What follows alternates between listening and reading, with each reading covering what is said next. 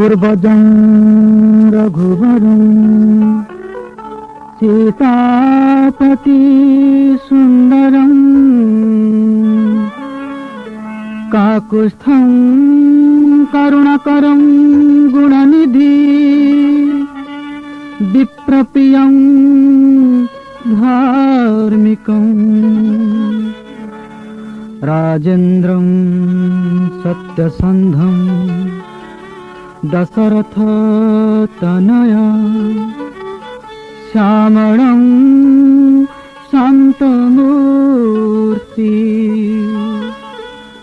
वन्दे लोकाभिरामं रघुकुलतिलकं राघवं रावणारी।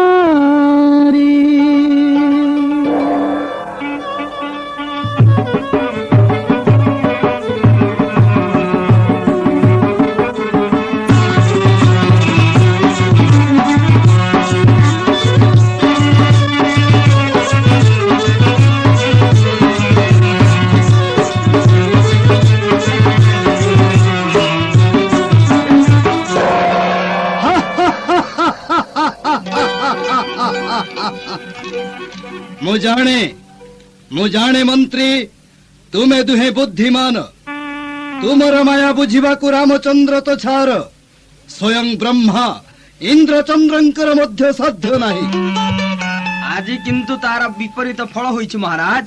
विपरीत फल माया कपि होई जेते बेले रामतट भितर प्रवेश कलु सैन्य माने हमकु चिन्हि पारी हमर हाथ गोड़ बांधि अनेक निर्यातना देले। सेते बेले विभीषण कहिले ए कूट चक्रांतकारी बेनी मंत्री को निर्मम भावे हत्या कर, किंतु निजे रामचंद्र दया परवश होई हमकु बंधन मुक्त करदेले। तेणु आमे प्राण भय पळाई आसिलु महाराज। प्राण भय पळाई आसिलो? लज्जा लागिला नाही तुमको? तुमे निर्बोध अपदार्थ एइथि पई 3 दिन धरि संवादन देई लुचि रहिथिल ना। जाओ चली जाओ मो सम्मुखरु, काहरी साहाय्य मु चाहे ना। भद्रद्रोही कूल कलंक विभीषण त्रिपुर विजयी राजा लंकपतिर भाई होई तुच्छ गोटिए मानव पाद तले शरण पशिची। विश्वासघातक समस्त विश्वासघातक। दानव सम्राट श्री श्री लंकाधिपतिंकर जय हेउ। की संवाद डगर महाराज? हजार हजार भल्लुक बानर सैनिक द्वारा सेतु बांधी रामचंद्र सुबल पर्वत रे पहुंची आपण को विरुद्ध रे संग्राम करिबाकू।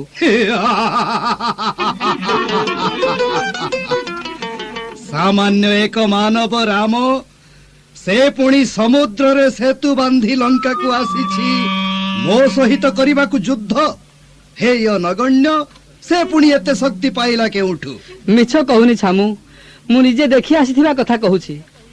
मणिमा जहा देखिली मुही मणिमा जहा देखिली मुही मणिमा सुबल पर्वते राम रही अछि भल्लुक बानर सैनिक नेई मणिमा।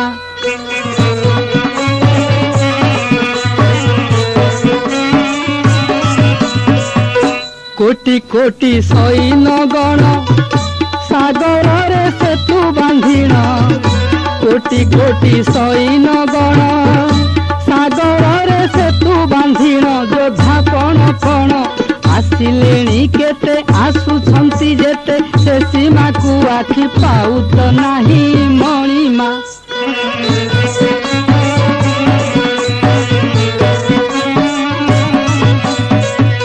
किली किला नादरे परा कंपु अछि आकाश सारा।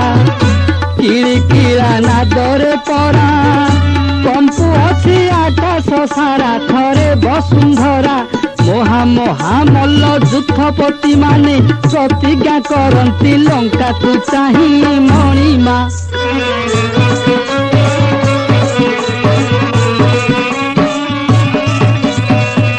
राम निजे कार्मुक धरी संगे लक्ष्मण जटाधारी। राम निजे कार्मुक धरी संगे लक्ष्मण जटाधारी। तीक्ष्ण सर धरी प्रतिज्ञा करिण कहुछि कालिया लंका तू करिब श्मशान भूमि की रक्त नई मणिमा। जहा देखिली मुही मणिमा।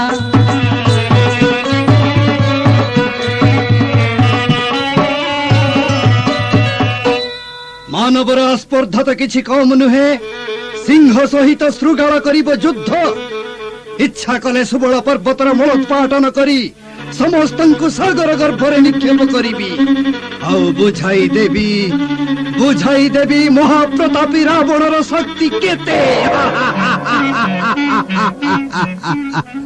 नीलज पामर निबद्ध बर्बर गेलरे आसीछि ठाई रे नीलज पामर निबद्ध बर्बर गेलरे आसीछि ठाई रे संग्रामर मर्म बुझिला बेळकु संग्रामर मर्म बुझिला बेळकु खसी पड़ाइबो काहि रे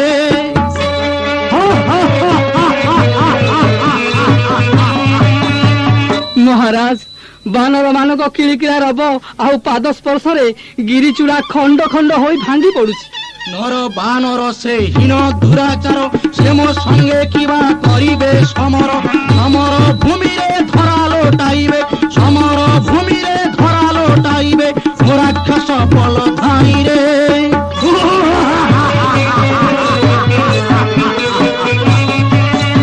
स्वर्गर 33 कोटी देवगण किंकर पराए अछंती खटिन स्वर्णमयी लंकार मु अधिकारी स्वर्णमयी लंकार मु अधिकारी ताकू की डरिबी मुहि रे ताहा सत्य महाराज किंतु रामर कार्मुक टंकार शब्द रे आकाशर व्यग्रगामी पक्षी माने तळकू खसी पडुछंती चुप कर आउ थरे जदि मो सम्मुखरे मो शत्रुर प्रशंसा कर मु तोर जिह्वा छेद करिबी मु जाने रामचंद्र पराक्रम नहीं लंका को आसी नाही जे से आसी प्राण बलि देवाको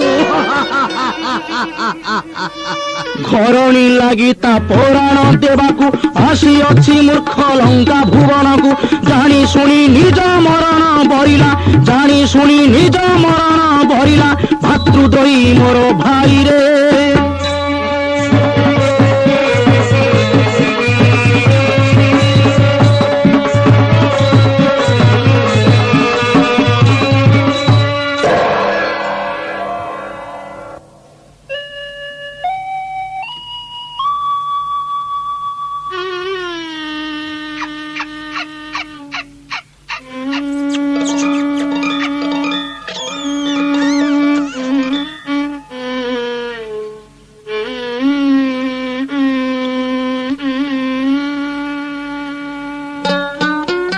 नील निंदित कांति दयावतार श्री रामचंद्रंकर जय हेउ ओ विभीषण हाँ रघुपति वर्तमान चिंता करिवार समय नुहे आमर समस्त सैन्य बहु पूर्वर समुद्र पार होई सुबल पर्वत रे पहुंची सारिलेनी केवल आपणक आदेशर अपेक्षा आउ विलंब काहीकि प्रभु हाँ अकलन भल्लुक बानर सैन्यଙ୍କ सहित अतल सागर पार होई मु आज सुबल पर्वत रे पहुंची पारिछि मोर निर्देश पाइबा मात्रे हेब युद्ध हेब रक्तर हरि खेल रक्तर नदी छुटी चलिबो आउ सेई सुरे भासी चलिबो केते निरीह सैन्यଙ୍କର मृत शव आउ गदा हेई रहिथिबो कुड़ कुड़ हता हतंकर पहाड़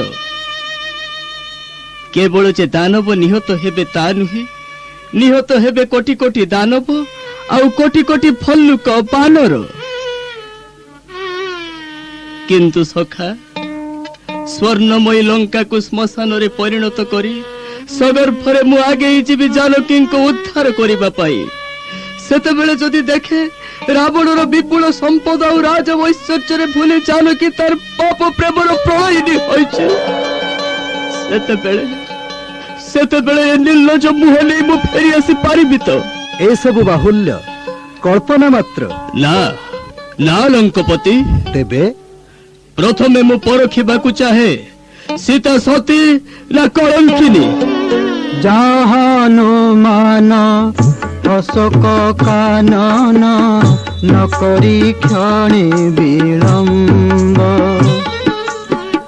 सती की बा कलंकिनी बई देही गोपने बुझी आसीब हे कि भावे अछि सीता किपरि रखिछि दशमथा कि भावे अछि सीता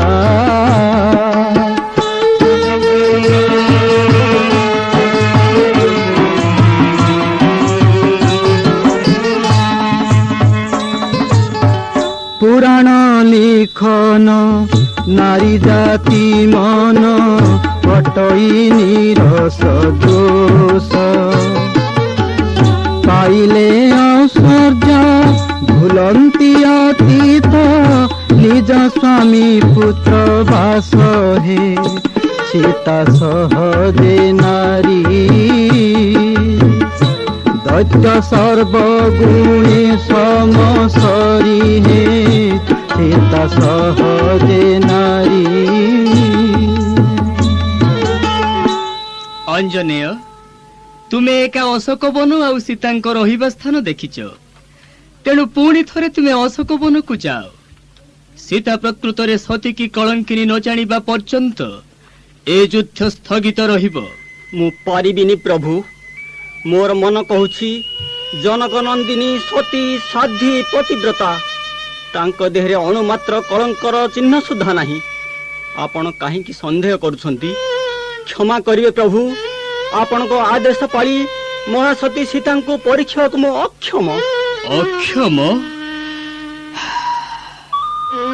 ଲକ୍ଷ୍ମଣ, ଶେଷରେ ତୁମକୁ କହୁଛି ଭାଇ, ରାବଣର ରାଜବାଟୀ ଅତୁଳ ବିଭବରେ ଆସକ୍ତା ହୋଇ ଜାନକୀ ଯଦି କଳଙ୍କିନୀ ହୋଇଥିବ, ତେବେ କୋଟି କୋଟି ନିରୀହ ମର୍କଟଙ୍କୁ ମରଣ ମୁହଁକୁ ଠେଲିଦେବା ଆମର ଉଚିତ ହବନି।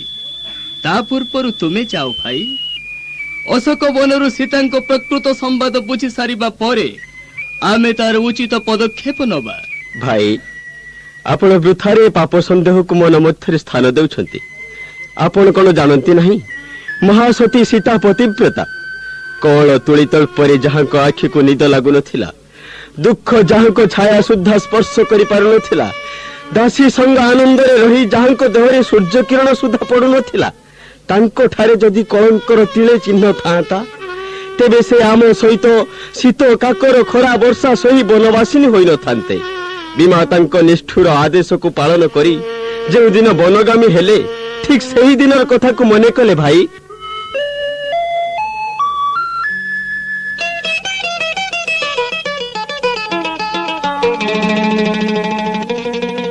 ନା ନା ସ୍ୱାମୀ, ମତେ ମନା କରନ୍ତୁ ନାହିଁ। ଆପଣ ମୋର ସ୍ୱାମୀ, ଦେବତା। ଆପଣଙ୍କୁ ଛାଡି ମୁଁ ଏକା ରହିପାରିବିନି। ମୋର ଏ ରାଜ ସମ୍ପଦ ପ୍ରୟୋଜନ ନାହିଁ ପ୍ରଭୁ। ଆପଣ ଯଦି ପତ୍ର କୁଡ଼ିଆରେ ରହିବେ, ମୁଁ ଆପଣଙ୍କ ପାଶେ ପାଶେ ରହି ସେବା କରିପାରିଲେ ନିଜକୁ ଧନ୍ୟ ମନେ କରିବି। ସେଇ ପତ୍ର କୁଡ଼ିଆ ହେବ ମୋର ସ୍ୱର୍ଗ। ତୁମେ ପାରିବନି ଜାନକୀ। 14 ବର୍ଷ ବନବାସ ଶିଶୁଙ୍କର ଧୂଳି ଖେଳ ନୁହେଁ। ଏ ବନବାସ ଆଦେଶ ମୋ ପାଇଁ, ମୁଁ ପାଳନ କରିବି। ତୁମେ କାହିଁକି ମୋ ଦୁଃଖରେ ଦୁଃଖିନୀ ହବ? ଭାବି ଦେଖ, ତୁମେ ସୂର୍ଯ୍ୟ ବଂଶର କୁଳବଧୂ, ଏ ଗୃହର ଲକ୍ଷ୍ମୀ। ମୋର ମନା ମାନ ଜାନକୀ। ମନା ମାନ ଜାନକୀ, ମୋର ସାଥେ ଯିବା ପାଇଁ ବଳାନାଶ। ମନା ମାନ ଜାନକୀ, ବନବାସ ଦୁଃଖ ସହି ନ ପାରିବ, ଲୁହରେ ଭିଜିବ ପିନ୍ଧିଲା ବାସ। ମନା ମାନ ଜାନକୀ।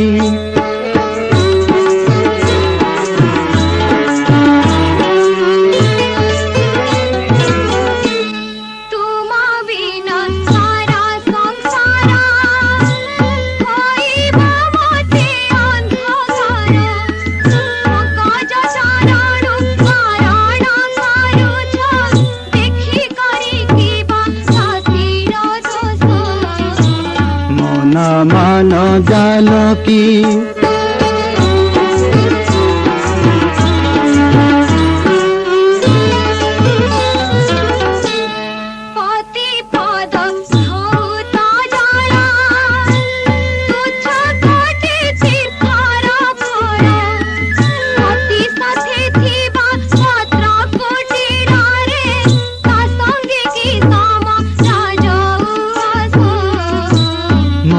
मान जानकी।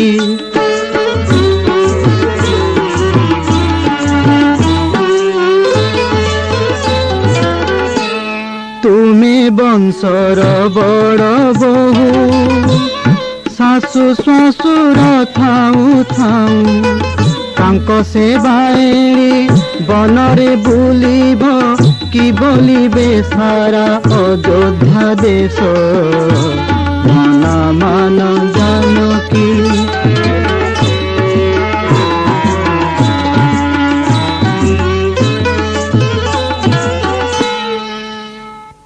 କିନ୍ତୁ କିନ୍ତୁ ସ୍ୱାମୀ ମୋର ଦୀର୍ଘ 14 ବର୍ଷ କାଳ ଭୋକ ଉପାସରେ ଖରା ବର୍ଷା ସହି କାଳାତିପାତ କରିବେ ଆଉ ଆଉ ମୁଁ ଏଣେ ରାଜଉଆସରେ ରାଜଭୋଗ ଖାଇ ହେବି କୁଳବଧୂ ନା ନା ଏହା ହେବା ପୂର୍ବରୁ ମୁଁ ଏ ହୀରା ମୁଦି ଚୁମ୍ବି ସୀତେ ଧୈର୍ଯ୍ୟ ଧର ସୀତେ ମୁଁ କେବଳ ତୁମ ମନ କଥା ବୁଝିବାକୁ କହୁଥିଲି ମୁଁ କଣ ତୁମ ବିନା ବଞ୍ଚିପାରେ ଯାଅ ପ୍ରସ୍ତୁତ ହୁଅ ଆମେ ରାଜବାଟୀ ପରିତ୍ୟାଗ କରି ଚାଲିଯିବା ଭାଇ ଭାଇ ଭାଇ ଏ ସାମାନ୍ୟ କଥାରେ ଆପଣ ରାଜବାଟୀ ପରିତ୍ୟାଗ କରିବେ କୈକେୟୀ ମାତାଙ୍କ କୂଟ ଚକ୍ରାନ୍ତ କରାଳ ଗତିର ସମ୍ମୁଖୀନ ମୁଁ ହେଇପାରେ ହେଲେ ଭାଇ ଆପଣ ସିଂହାସନ ଆରୋହଣ କରନ୍ତୁ ଲକ୍ଷ୍ମଣ ଭାଇ ମୋର ଏଥିରେ କୈକେୟୀ ମାତାଙ୍କର କିଛି ଦୋଷ ନାହିଁ ଏ ହେଉଛି ମୋ କର୍ମ ଦୋଷ କର୍ମଦୋଷ ହଁ ମା ମୋ କର୍ମରେ ଯଦି ବନବାସ ଯୋଗ ଥିବ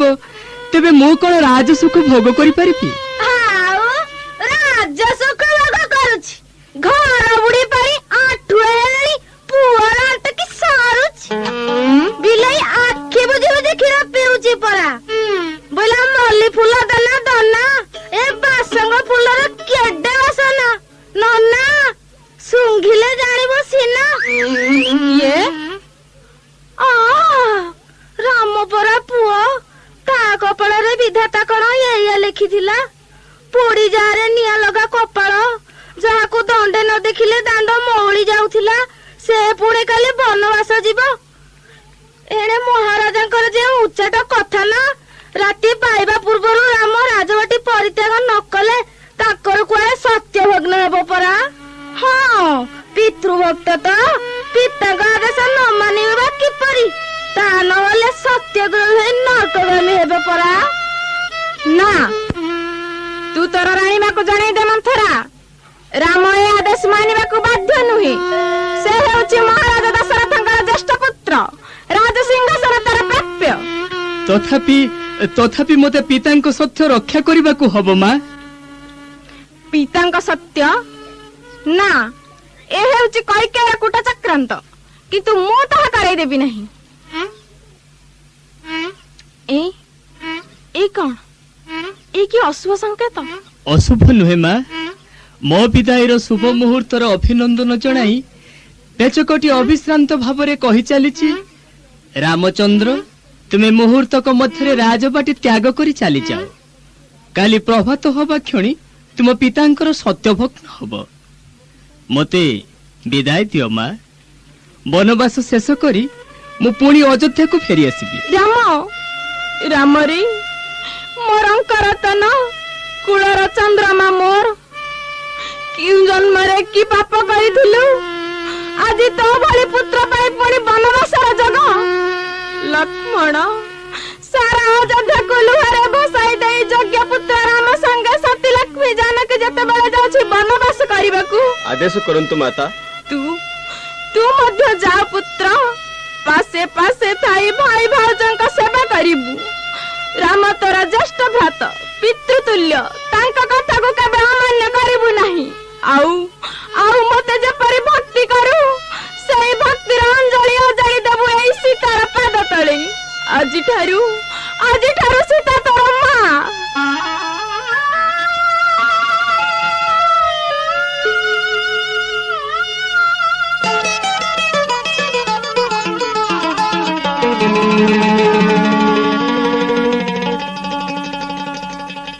ସେହି ଦିନ ମାଙ୍କ ଆଦେଶ ମୋର ସମ୍ପୂର୍ଣ୍ଣ ମନେ ଅଛି ଏବଂ ମୁଁ ତାହା ଅକ୍ଷରେ ଅକ୍ଷରେ ପାଳନ କରିବାକୁ ପ୍ରତିଜ୍ଞାବଦ୍ଧ ହେଲେ ଦେବୀ ଜାନକୀଙ୍କର ଏତେ ମିନତି ଏତେ ପ୍ରାର୍ଥନା ସେସବୁକୁ ଭୁଲି ଯାଇ ଆପଣ ତାଙ୍କୁ କଳଙ୍କିନୀ ବୋଲି କହିପାରନ୍ତି ଭାଇ ମୁଁ ତୁମଠୁ ଏଭଳି ଉତ୍ତର ଆଶା କରିନଥିଲି ଲକ୍ଷ୍ମଣ ତୁମକୁ ମୋର ଶେଷ ପ୍ରଶ୍ନ ମୋର ଆଦେଶ ମାନିବ କି ନା ମାନିବି ଭାଇ ସୁମିତ୍ରା ମାତାଙ୍କ ନିର୍ଦ୍ଦେଶ ଅଛି ଯେତେବେଳେ ଆପଣଙ୍କ ଆଦେଶର ଭଲ ମନ୍ଦ ବିଚାର କରିବାର ଅଧିକାର ଅବଶ୍ୟ ମୋର ନାହିଁ ହେଲେ ମୁଁ ଏତିକି କହି ରଖିବି ଆଜି ଆପଣଙ୍କ ଆଦେଶ ପାଳନ କରିବାକୁ ଯାଇ ଯଦି କୌଣସି ବିଘ୍ନ ଘଟେ ତଥାପି ମୁଁ ପରୀକ୍ଷା କରିବାକୁ ଚାହେଁ ସୀତା ସତୀ ନା କଳଙ୍କିନୀ।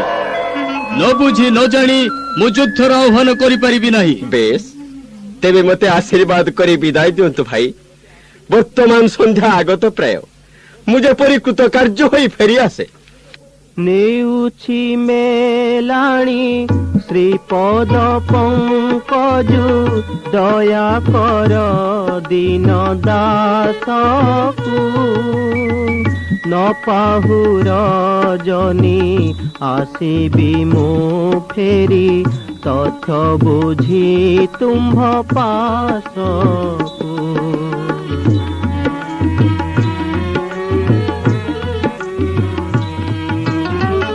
ଆଦେଶ ପାଳିବା ପାଇଁ ମୁଁ ଆସିଛି ନବହ ମୋ ପରେ ରୋଷକୁ।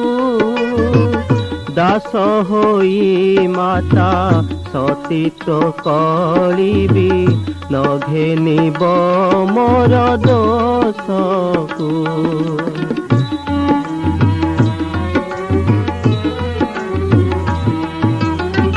देखी नाही काहीं अशोक कानन देखी नाही लंका देशकु। अचिन्हा पथ मु चिन्हि पारुथिबि लभि श्री चरणाशीषकु।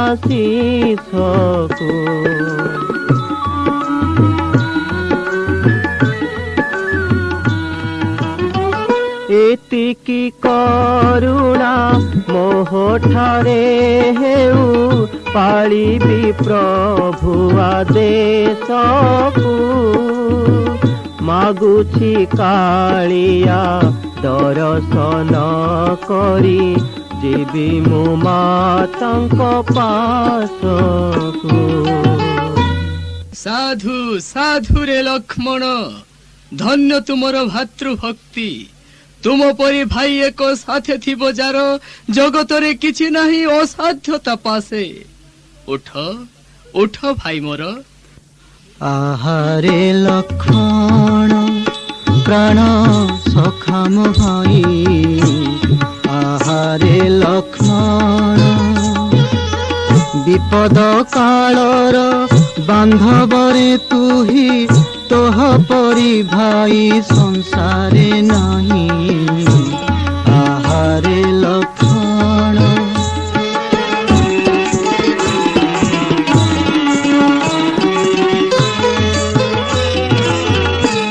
तेजी राज सुख संपद अरण्य रहिबि निद्र। मोह लागी केते दुख सहुअथु दिने हेले मने बिरस नहीं। आहारे लक्ष्मण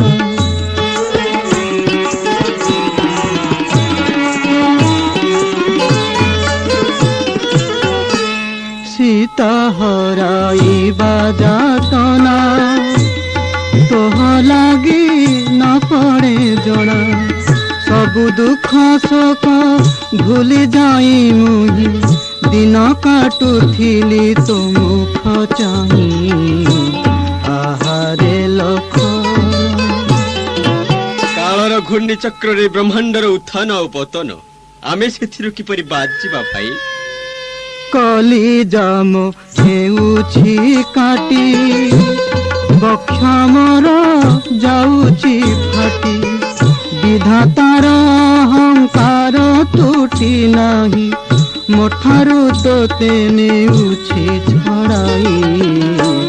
आहारे लक्ष्मण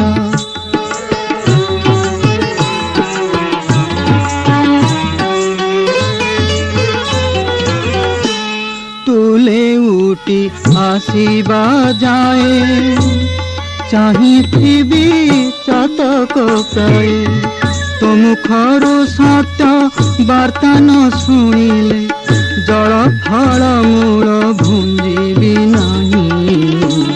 आहारे लक्ष्मण मोर प्रणाम ग्रहण करंतु भाई। ବିଳମ୍ବ କରିବ ନାହିଁ ରେ ଭାଇ। ଏହି ସ୍ଥାନରେ ତୁମର ଫେରିବା ପଥକୁ ମୁଁ ଚାତକ ପରି ଚାହିଁ ରହିଥିବି। ଅଧୈର୍ଯ୍ୟ ହେବେ ନାହିଁ ଭାଇ, ମୁଁ ଅବିଳମ୍ବେ କାର୍ଯ୍ୟ ଶେଷ କରି ଫେରି ଆସିବି।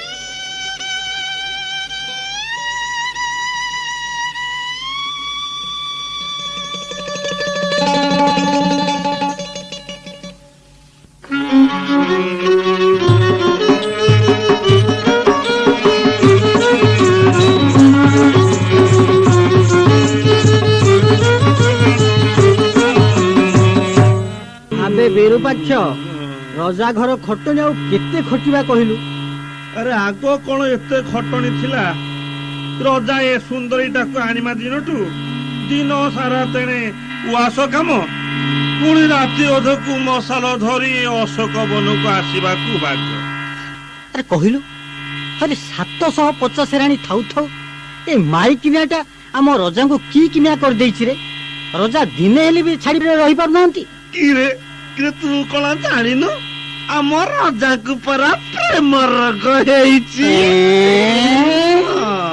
କି ରୋଗ? ପ୍ରେମ ରୋଗ? ହଇରେ, ସେଇଟା ପୁଣି କୋଉ ରୋଗ କିରେ? ମୁଁ ତ କିଛି ବୁଝିପାରୁନି। ବୁଝିପାରୁନୁ? ବୁଝୁ ବୁଝୁ। ପ୍ରେମ ରୋଗ ବଡ଼ ଦାରୁଣ। ଆରେ 750 ରାଣୀ ଥାଉ ଥାଉ ସୀତା ଚୋରି କଲା ରାବଣ। ହଇରେ, ଏଠିକାର ଗଛ ପତ୍ର ବି କାନ ଅଛି। ରଜା ଶୁଣିଲେ ମୁଣ୍ଡ ରହିବଟି। ଆରେ ରା ରା ରା ରା ରକ୍ତ ରଜା ନିହାତି ଗୋଟେ ବେରସି ଗୋଟାଏ। ହଇରେ ସଙ୍ଗୀତର ମୂର୍ଚ୍ଛନାଟା ଆରମ୍ଭ ହେଲା ବେଳକୁ କହିଲା କଣ ନା ରାଜା। ହଉ ହଉ ହଉ, ଛାଡ ଛାଡ ସେ କଥା ଛାଡ। ଆଗ କହିଲୁ, ଆମ ରଜା ପ୍ରେମ କରିବାକୁ ଆସିଲା ବେଳେ ନିତି ପାଟ ପିତାମ୍ବରୀ ପିନ୍ଧି ଧୂପ ଦୀପ ଫୁଲ ଚନ୍ଦନ ପୂଜା ସାମଗ୍ରୀ ଧରି ଆସନ୍ତି କାହିଁକି? ଆବେ ତୁଟା ଗୋଟେ ନିହାତି ନିର୍ବୋଧଟାଏ କିରେ, ଜାଣିନୁ? ମାନବୀ ସାଙ୍ଗରେ ପ୍ରେମ କରିବାକୁ ହେଲେ ବାସ ଚନ୍ଦନ ଫୁଲ ଧୂପ ଦୀପ ଆଦି ବାସନା ଜିନିଷ ଦରକାର। କେମନ୍ତ? ହେମନ୍ତ ଆଚ୍ଛା, ରାତିରେ ଯେବେ ଏତେ ପ୍ରେମ ନିଶା, ତେବେ ଦିନ ବେଳେ ଏତେ ଧମକ ଚମକ କରୁଛନ୍ତି କାହିଁକି? ଛାଡ ହେ, ଆମକୁ ସେଥିରେ କଣ ମିଳିବ? ଚାଲ ଚାଲ, ରଜା ଘରେ ଠିକଣା ବେଳକୁ ମଶାଲ ଧରି ପୁଣି ପହଞ୍ଚିବାକୁ ହିଁ ପଡିବ। ଆରେ ସତେ ତ? ଚାଲ ଚାଲ ଚାଲ ଚାଲ ଚାଲ ଚାଲ ଚାଲ। ଏମାନେ ପୁଣି କିଏ? ଆରେ ଫଲ ଫଲ ଅସୁରୀ, ମଣ୍ଡପ ଚାରିପଟେ ଗାଢ ନିଦ୍ରାରେ ନିଦ୍ରିତା। ଆଉ ମଣ୍ଡପ ଉପରେ ସତୀ ସତୀ ପତିବ୍ରତା ଜଗତର ମାତା ନିଜ ଚାରିପାଶେ ରାମ ନାମ ଲେଖି ଧ୍ୟାନ ମଗ୍ନା। ଧନ୍ୟ ହେଲି ମାତା, ତୁମକୁ ଦର୍ଶନ କରି ପାପ ନେତ୍ର ମୋର ଧନ୍ୟ ହେଲା ଲକ୍ଷ୍ମଣ ଜୀବନ। ଧନ୍ୟ ହେଲି ଜନନୀ ଗো କରି ଦର୍ଶନ, ପବିତ୍ର ହୋଇଲା ଜି ଏ ପାପ ନୟନ। ଶୁକ୍ଳ ବସ୍ତ୍ର ପରିଧାନ, মুকুলিত কেশ, মুখে সদা রাম নাম, বৈষ্ণবী বেশ দে।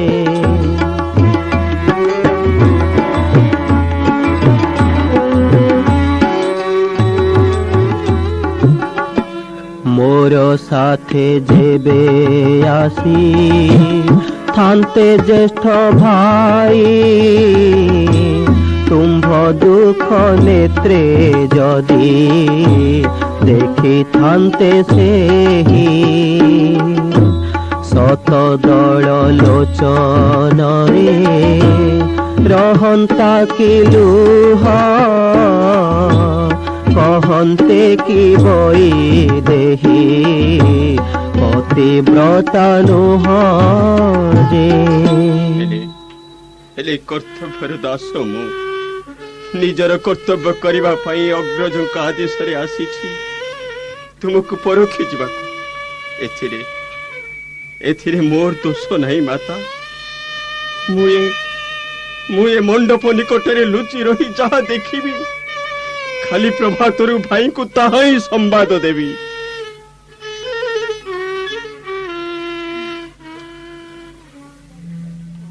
ବିରୁପାକ୍ଷ ମହାରାଜ ମହୋଦର ମଣିମା ମଶାଲଲି ଭାଇ ଏ ସ୍ଥାନ ପରିତ୍ୟାଗ କର।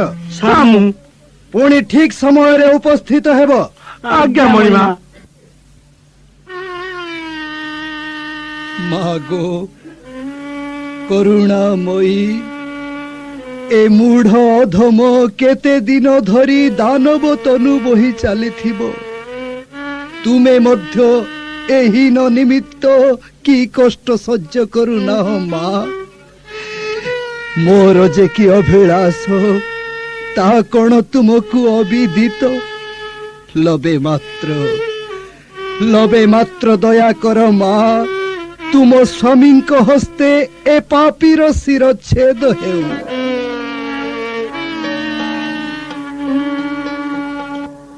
নমো নমো জননী গো জনক দুহিতা, নমো বিষ্ণু প্রিয়া, নমো জগতর মাতা। অধম দাসকু মাগো কর পরিত্রাণ, এ মায়া জঞ্জালে মোর লাগু নাহি মন। মাগো বিপদ ভঞ্জনী, তোর পাদে প্রণমুছি মূঢ় বিংশ পাণি।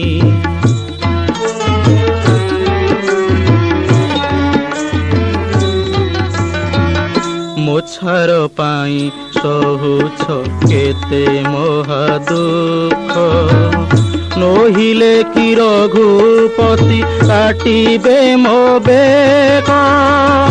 দয়া কর দেবী মুহি যেতে দিন থিবি, নিশি অর্ধে নীতি তুম্ভ পূজা করুথিবি। ক্ষমা দেব মহাসতী, প্রজা জাଣିବାକୁ ক্রোধ করুথিবি নীতি।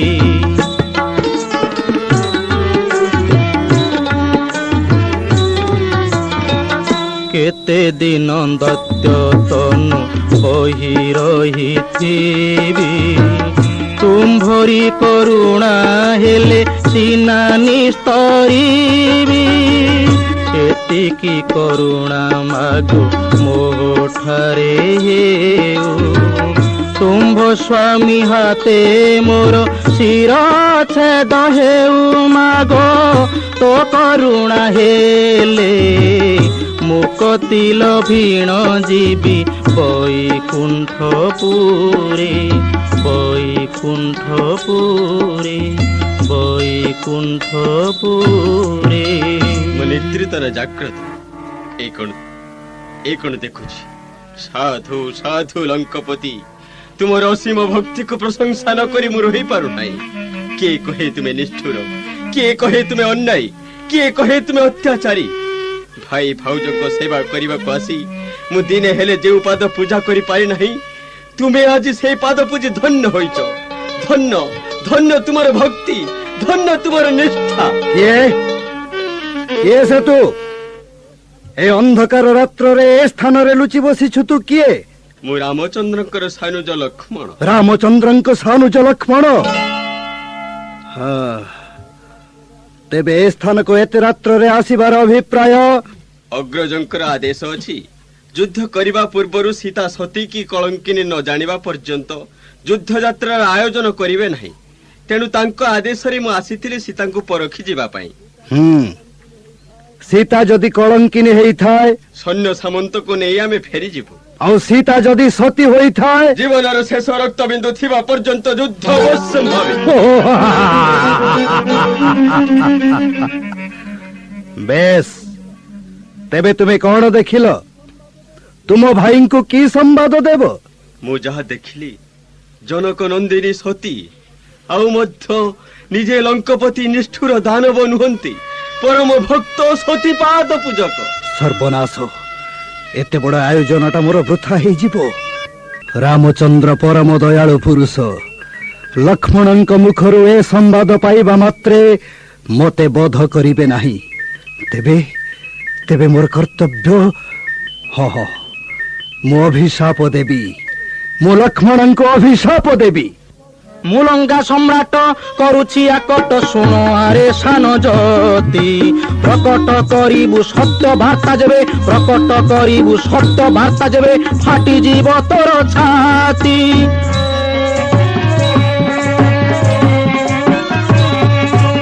କହିବୁ ଲଙ୍କା କଟକ ନରପତି ଅଟକ କରିଣ ରକ୍ଷୀ ଅଛି ସତୀ। କହିବୁ ଲଙ୍କା କଟକ ନରପତି ଅଟକ କରିଣ ରକ୍ଷୀ ଅଛି ସତୀ। ନିକଟରେ ତାର ବିକଟ ଚିତ୍କାର କରି ମାଗୁଛି ପିରତି।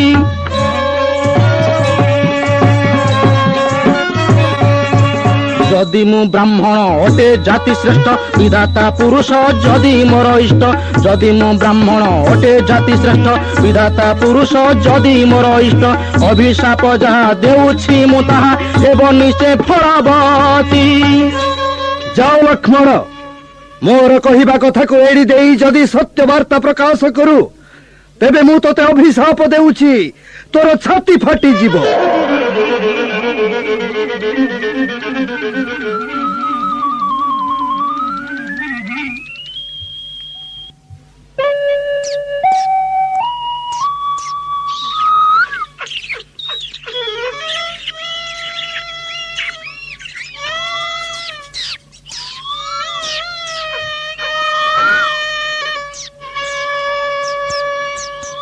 ଲକ୍ଷ୍ମଣର ଫେରିବା ପଥକୁ ଚାହିଁ କାଲି ସୂର୍ଯ୍ୟାସ୍ତରୁ ମୁଁ ଏଇଠି ଜଗି ବସିଛି।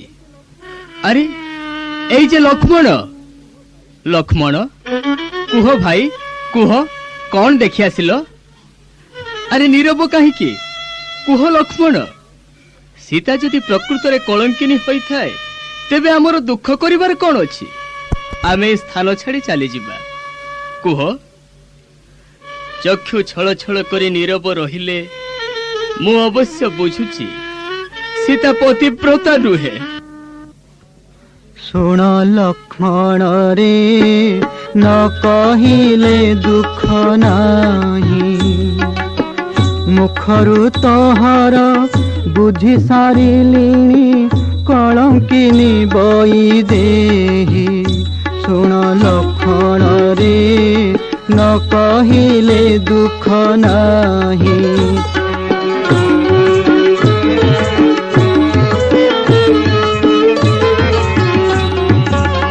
ଅକାରଣେ କିମ୍ପା କରିବି ସମର ଭଲ୍ଲୁକ ବାନର ନେଇ।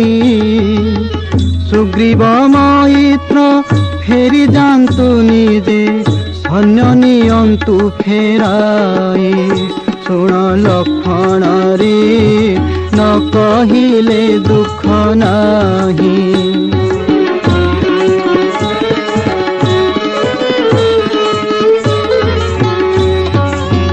ବିଭୀଷଣେ ରାଜା କରାଇବି ବୋଲି ସତ୍ୟ କରିଥିଲି ମୁହିଁ। ଲଙ୍କା ବିନିମୟେ ଅଯୋଧ୍ୟା ଅର୍ପିବି ସତ୍ୟ ମୁକ୍ତ ହେବା ପାଇଁ।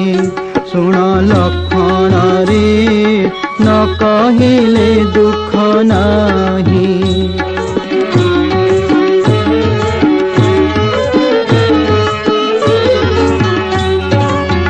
ସମ୍ମୁଖେ ତୋହର ଛୁଇଁ ଧନୁଷର ପଣ କରିଛି ରେ ଭାଇ। ତୋ ମୁଖରୁ ସତ୍ୟ ନ ଶୁଣିଲେ ଆଜ ମରିବି ସାଗରେ ଡେଇଁ। ନା ନା ଭାଇ, ମୁଁ ଦେଖି ଆସିଥିବା ସତ କଥା କହିବି। କହିବ ତେବେ କୁହ। ଆପଣଙ୍କ ନିକଟରୁ ବିଦାୟ ନେଇ ମୁଁ ନିର୍ବିଘ୍ନରେ ଅଶୋକ ବନରେ ପହଞ୍ଚିଲି। ଦେଖିଲି ପରମ ବୈଷ୍ଣବୀ ମା ରାମ ରାମ ଜପରେ ଧ୍ୟାନମଗ୍ନା। ତାପରେ ରାତ୍ରି ଯେତେବେଳେ ତୃତୀୟ ପ୍ରହର ସେତେବେଳେ ସେ ସ୍ଥାନରେ ଲଙ୍କପତିର ଆବିର୍ଭାବ। ତାପରେ ନାହିଁ ରାଜବେଶ, ନାହିଁ ଭୟଙ୍କର ରୂପ, କେବଳ ଭକ୍ତି ଗଦ ଗଦ ଅନ୍ତରେ ସତୀ ପାଦେ ପ୍ରଣିପାତ କରି କହେ, ମା ମତେ ଏତିକି ଦୟା କର, ତୁମ ସ୍ୱାମୀଙ୍କ ହାତରେ ମୋର ମୃତ୍ୟୁ ହେଉ। ତାପରେ କଣ ହେଲା ଭାଇ?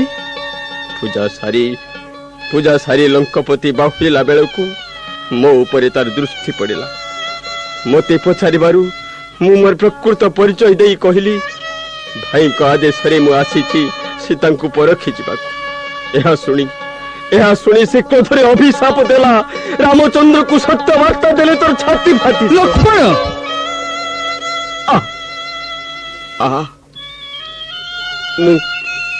ମୁଁ ଆଉ ସହ୍ୟ କରିପାରୁନାହିଁ ଭାଇ। ଲକ୍ଷ୍ମଣ ଆରେ ଆରେ ଇଏ ତୁମର କଣ ହେଲା ଭାଇ? ଅଭିଶାପ, ରାବଣର ଅଭିଶାପ। ଲକ୍ଷ୍ମଣ ଲକ୍ଷ୍ମଣ ଲକ୍ଷ୍ମଣ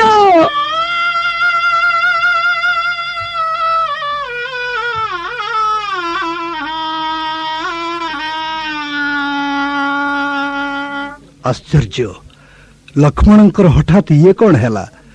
ଯିଏ ଜଗତର ରକ୍ଷାକର୍ତ୍ତା ଶରଣ ବତ୍ସଳ, ସେ ଯଦି ଏମିତି ବିପଦରେ ପଡନ୍ତି ତେବେ ମୋର ରକ୍ଷକ ହବ କିଏ? କହୁନାହ କଥା ପଦେ ଅଭିମାନୀ ଭାଇ ମୋର। ତୁମେ କଣ ତୁମ ଭାଇକୁ କ୍ଷମା ଦେବ ନାହିଁ? ଭାଇ ପ୍ରତି ଭାଇର କି ସ୍ନେହ, କି ମମତା! ନିଜେ ଗୋଲକ ବିହାରୀ ବୈକୁଣ୍ଠବାସୀ ଆଜି ନିରୀହ ଅରକ୍ଷ ପରି ବିକଳ ହୋଇ ଧୂଳିରେ ଲୋଟୁଛନ୍ତି। ଲକ୍ଷ୍ମଣ ଆରେ ବିପଦ କାଳର ସଖା ଭାଇ ବୋଲି ଆଉ ଥରେ ଡାକ। ବିଧିର କି ବିଡମ୍ବନା! ଲକ୍ଷ୍ମଣ ବା କି ଦୋଷ କରିଥିଲେ ଭାଇଙ୍କ ଆଦେଶ ପାଳନ କରିବାକୁ ଯାଇ? ଏତେ ଡାକର କି ତୁମର ନିଦ୍ରା ଭାଙ୍ଗୁନାହିଁ। ଉଠ ଭାଇ ମୋର।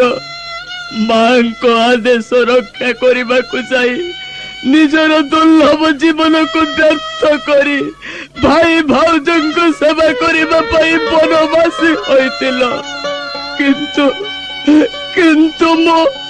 ମୁଁ ତୁମକୁ ବଡ଼ ପ୍ରାଣରେ କୁଠାରଘାତ କରିଛି। ଧୈର୍ଯ୍ୟହରା ହୁଅନ୍ତୁ ନାହିଁ ମୈତ୍ର। ଆମର ଜମ୍ବେବ ଆଉ ସୁଷେଣ ମନ୍ତ୍ରୀ ବୈଦ୍ୟଶାସ୍ତ୍ରରେ ପାରଙ୍ଗମ। ସୌମିତ୍ରୀଙ୍କ ବଞ୍ଚିବା ଉପାୟ ସେ କହିପାରିବେ। ଜମ୍ବେବ ସୁଷେଣ ଏତେବେଳେ ନୀରବ ରହିଲ କାହିଁକି? କୁହ, କେଉଁ ଔଷଧରେ ଭାଇ ମୋର ପୁନର୍ଜୀବନ ଲାଭ କରିବ? ପ୍ରଭୁ, ଯୁଦ୍ଧ କରି ଲକ୍ଷ୍ମଣ ଯେବେ ଆହତ ହେଇଥାନ୍ତେ ତେବେ ସିନା ଔଷଧ ଦେଇ ଆରୋଗ୍ୟ ହବାର ବ୍ୟବସ୍ଥା କରନ୍ତୁ।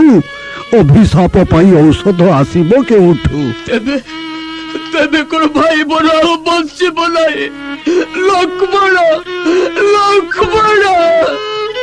କି କାଲି ପ୍ରାଣ ସଖା ସତେ ଫେରିକି ପାଇବ ପ୍ରାଣ। ଲକ୍ଷ୍ମଣ ନିଧନ ଦେଖିଲା ନୟନ, ମୋତେ ଜାନ ହେଲା ମରଣ। आहे विभीषण आहे विभीषण के मन्ते बंचिब मोलक्षण।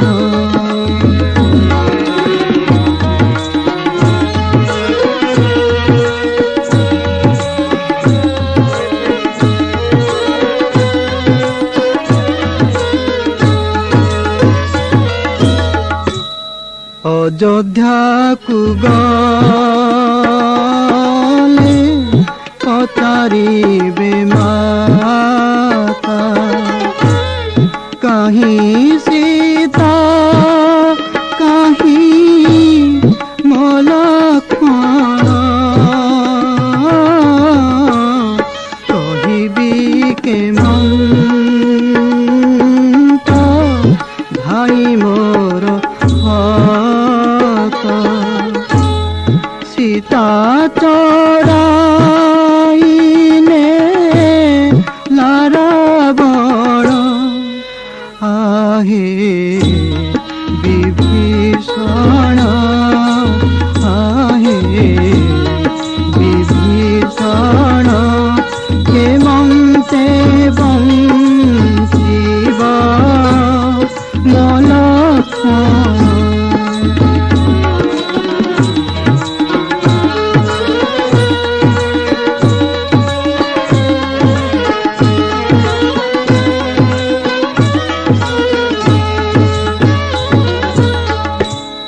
যদি ন বঞ্চিব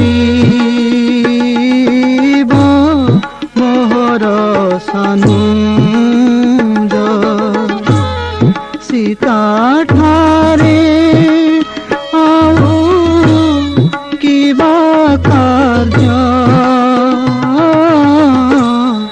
সৈন বানর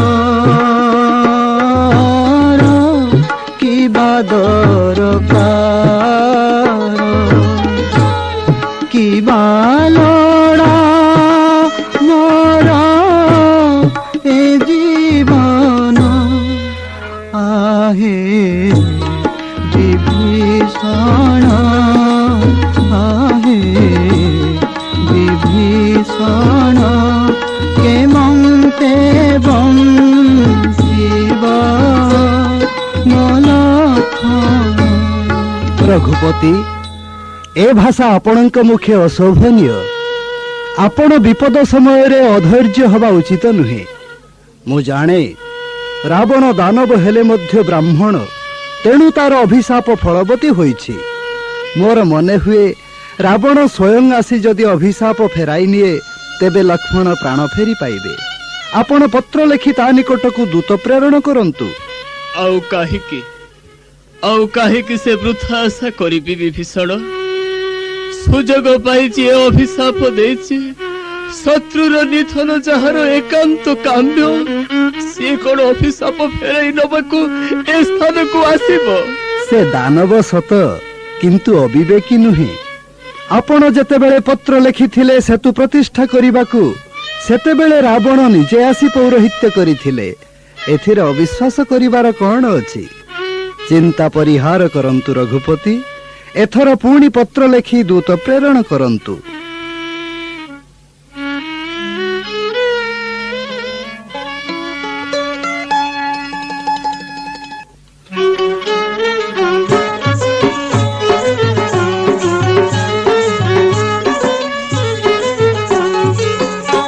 ଆଜ୍ଞା ମଣିମା ଡାକେ ଡଗର, ଆଜ୍ଞା ମଣିମା ଡାକେ ଡଗର। ସକାଳୁ ସକାଳୁ ଘେନି ଆସିଛି ମୋ ରାଜ ଦରବାରେ ତାଜା ଖବର ଆଜ୍ଞା।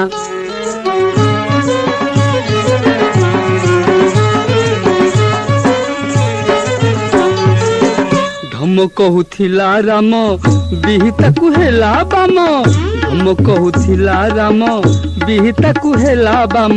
କେମତେ କେଜାଣି ଛାତି ଫାଟି ଗଲା, ଜମପୁର ଗଲା ଭାଇଟା ତାର ଆଜ୍ଞା।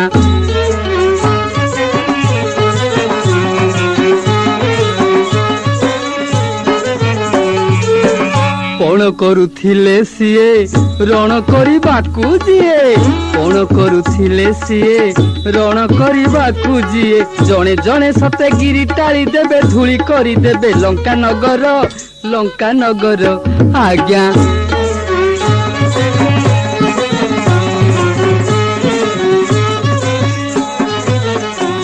ଆଜ୍ଞା ସମସ୍ତେ ଭୂଇଁରେ ଗଡ଼ି ଛାଡ଼ନ୍ତି ବୋବାଳି ରଡ଼ି, ସମସ୍ତେ ଭୂଇଁରେ ଗଡ଼ି ଛାଡ଼ନ୍ତି ବୋବାଳି ରଡ଼ି। ଲଙ୍କା ପଡ଼ିଥିଲା ଯେଉଁ ହନୁ ବୁଢ଼ା, କ୍ଷଣେ କ୍ଷଣେ ହଂସା ଉଡ଼େ ତାହାର।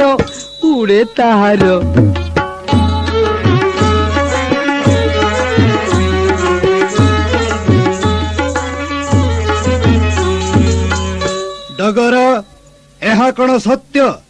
ଛାମୁଙ୍କ ଆଗରେ ମୁଁ ପୁଣି ମିଛ କହିବି ମଣିମା? ଏଇ ଦେଖନ୍ତୁ ମଣିମା, ସେ ହନୁ ବୁଢ଼ା କିପରି ଏଆଡ଼କୁ ଏକମୁହାଁ ହୋଇ ଦୌଡ଼ିଛି।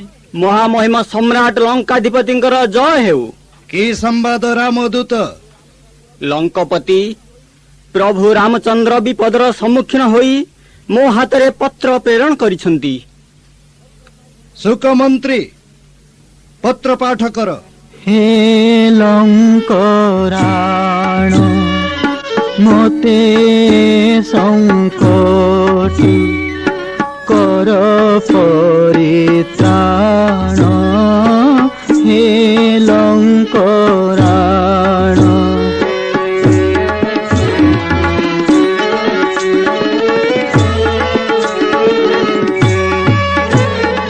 কনিষ্ঠ সহোদর ଦେବାରୁ ସତ୍ୟ ଖବର ବଳିଷ୍ଠ ବାକ୍ୟ ତୁମ୍ଭର ଅବ୍ୟର୍ଥ ହୋଇଛି ଚିର ଜ୍ଞାନ ହରା ହୋଇଛି ଲକ୍ଷଣ ହେ ଲଙ୍କରାଣ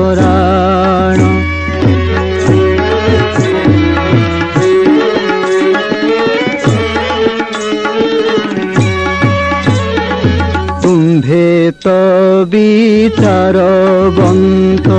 ପାତୁଛି ମୁଁ ଦୁଇ ହାତ ସାନୁଜ ପ୍ରାଣ ତ୍ୱରିତ ଫେରାଇ ସାରା ଜଗତ କୀର୍ତ୍ତି ସ୍ତମ୍ଭ କରନ୍ତୁ ସ୍ଥାପନ ହେ ଲଙ୍କରାଣ। ବିପଦ କାଳରେ ଶତ୍ରୁ ବିନତି କରିଛି।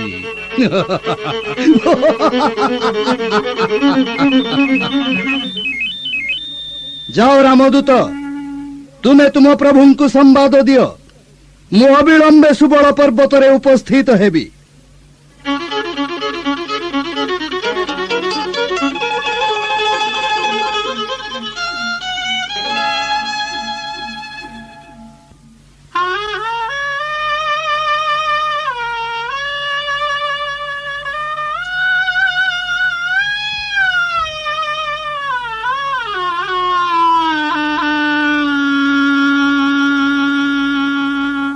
ରଘୁକୁଳ ତିଳକ ଶ୍ରୀ ରାମଚନ୍ଦ୍ରଙ୍କର ଜୟ ହେଉ। ହନୁମାନ କୁହ, ଶୁଭ ସମ୍ବାଦ ଆଣିଛ ତ?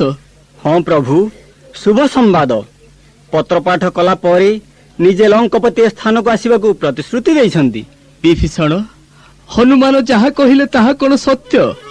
ପ୍ରକୃତରେ କଣ ଲକ୍ଷ୍ମଣର ପ୍ରାଣ ରକ୍ଷା ପାଇଁ ଲଙ୍କପତି ନିଜେ ଏଠାକୁ ଆସିବେ ବୋଲି ପ୍ରତିଶ୍ରୁତି ଦେଇଛନ୍ତି?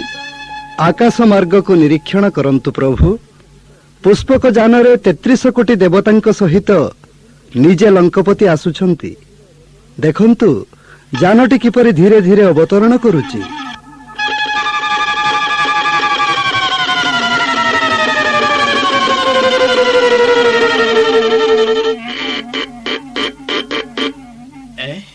ସତେ ତ ଆଜି ମୋର କି ଆନନ୍ଦର ଦିନ। ଭାଇ ମୋର ପୁନର୍ଜୀବନ ଲାଭ କରିବ, ଭାଇ ମୋର ପୁନର୍ଜୀବନ ଲାଭ କରିବ। ସ୍ୱାଗତମ୍ ସ୍ୱାଗତମ୍ ଦେବଗଣ, ସୁସ୍ୱାଗତମ୍ ଲଙ୍କପତି। ଶତ୍ରୁର ନିବେଦନ ରକ୍ଷା କରି ଆପଣ ଆସିଛନ୍ତି ଲକ୍ଷ୍ମଣକୁ ପୁନର୍ଜୀବିତ କରିବା ପାଇଁ। ଏହା ଆପଣଙ୍କର ମୋହନୀୟତା ବ୍ୟତୀତ ଆଉ କିଛି ନୁହେଁ। ମୋର ପ୍ରାର୍ଥନା, ଦୟାକରି ମୋ ଅନୁଚର ପ୍ରାଣ ଫେରେଇ ଦିଅନ୍ତୁ। କିନ୍ତୁ ତାହା ପୂର୍ବରୁ ଆପଣଙ୍କୁ ଏକ ଶପଥ କରିବାକୁ ହେବ ରଘୁପତି। ଶପଥ? ସେ କଣ ଲଙ୍କପତି? ମୁଁ ଜାଣେ ଲକ୍ଷ୍ମଣଙ୍କ ମୁଖରୁ ଆପଣ ମୋର ସତ୍ୟ ପରିଚୟ ପାଇଛନ୍ତି, ତେଣୁ ଆପଣ ହୁଏତ ଯୁଦ୍ଧ ପାଇଁ ଆଗ୍ରହ ପ୍ରକାଶ କରି ନ ପାରନ୍ତି। ଏଣୁ ଏହି ଶପଥ ଆପଣଙ୍କୁ କରିବାକୁ ହେବ। ଲକ୍ଷ୍ମଣଙ୍କ ଜୀବନ ପାଇଲେ ଆପଣ ମୋର ଜୀବନ ନେବେ। କି ଅଦ୍ଭୁତ ସର୍ତ୍ତ ଉତ୍ଥାପନ କଲେ ଲଙ୍କପତି। ଆପଣ ଯେ ଜାନକୀଙ୍କର ଶ୍ରେଷ୍ଠ ପୂଜାରୀ, ମୋର ପରମ ଭକ୍ତ, ମୁଁ ଆପଣଙ୍କ ଜୀବନ ନେବି କିପରି? ଏହି ଶପଥ ଆପଣଙ୍କୁ କରିବାକୁ ହେବ ରାମଚନ୍ଦ୍ର। ଆପଣଙ୍କ ହସ୍ତରେ ଜୀବନ ଦେଇ ମୁଁ ହେବି ସ୍ୱର୍ଗବାସୀ। କୁହନ୍ତୁ, ଏ ଶପଥ ଆପଣ ଗ୍ରହଣ କରିବେ କି ନା? ବୁଝିଛି ବୁଝିଛି ଭକ୍ତ ଶିରୋମଣି। ଭଗବାନଙ୍କ ହସ୍ତରେ ପ୍ରାଣ ତ୍ୟାଗ କରି ତୁମେ ଅମରତ୍ୱ ଲାଭ କରିବାକୁ ଚାହ। ବେଶ, ତାହା ହିଁ ହେଉ। ତୁମର ନିଧନ ପର୍ଯ୍ୟନ୍ତ ଏ ମହାସମର ଅବିରାମ ଗତିରେ ଚାଲିବ। ଶପଥ କଲେ? ସେ ଶପଥ କଲି ଲଙ୍କପତି। ମନେ ରଖନ୍ତୁ, 33 କୋଟି ଦେବତାଙ୍କ ସମ୍ମୁଖରେ ଏ ଶପଥ କରିଛନ୍ତି। ଏଥିରେ ବିଚ୍ୟୁତି ନ ହୁଏ ଯେପରି। ରଘୁକୁଳ ରୀତି ଆପଣ କଣ ଭୁଲିଗଲେ ଲଙ୍କପତି? ଜୀବନ ଯିବ, ମାତ୍ର ବଚନ ରହିବ। ବେଶ, ଉତ୍ତମ। ଶୁଣ ସର୍ବଦେବତା ମଣ୍ଡଳୀ, ମୋ ଅଭିଶାପ ଲାଗି ଲକ୍ଷ୍ମଣ ପ୍ରାଣ ହରାଇଛନ୍ତି। ଭାତୃପ୍ରେମୀ ରାମଚନ୍ଦ୍ରଙ୍କର ବିନୟ ପତ୍ରିକା ପାଇ ମୁଁ ମୋର ଅଭିଶାପ ଫେରାଇ ନେଉଛି। ବ୍ରହ୍ମଦେବ ଆପଣ ମନ୍ତ୍ରପୂତ ଜଳ ସିଞ୍ଚି ଲକ୍ଷ୍ମଣଙ୍କୁ ପୁନର୍ଜୀବନ ଦାନ କରନ୍ତୁ।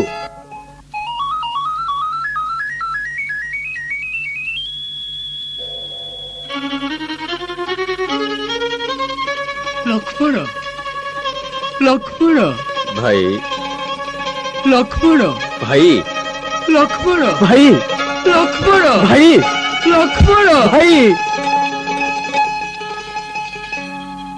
ଲଙ୍କାଧିପତି, ଆପଣଙ୍କ ଅସୀମ ଦୟାରୁ ମୁଁ ମୋର ଭାଇଙ୍କୁ ଫେରି ପାଇଛି।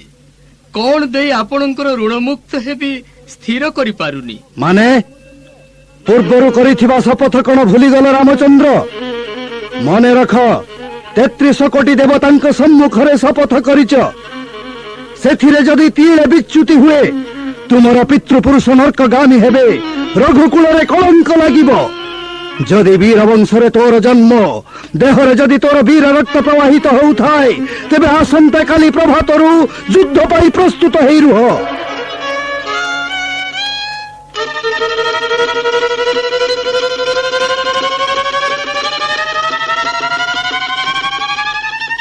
ବିଭୀଷଣ, ଲଙ୍କପତିଙ୍କର ଏ କି ବିଚିତ୍ର ରୂପ, ଏ କି ଅଦ୍ଭୁତ ପରିବର୍ତ୍ତନ। ଅଦ୍ଭୁତ ନୁହେଁ ରଘୁପତି, ଅସୁର କୂଳେ ଯେହୁ ଜାତ ସ୍ୱଭାବ ଛାଡ଼ିବ କେମନ୍ତ? ଆପଣ ତ ପରୀକ୍ଷା କରି ଜାଣିଲେ, ସୀତା ନୁହନ୍ତି କଳୁଷିତା, ମହାସତୀ ପତିବ୍ରତା ସେ। ଆପଣ ସୁଗ୍ରୀବଙ୍କୁ ଆଦେଶ ଦିଅନ୍ତୁ, ଆସନ୍ତାକାଲି ପ୍ରଭାତରୁ ଯୁଦ୍ଧ ପାଇଁ ସୈନ୍ୟ ସଜ୍ଜିତ କରିବେ।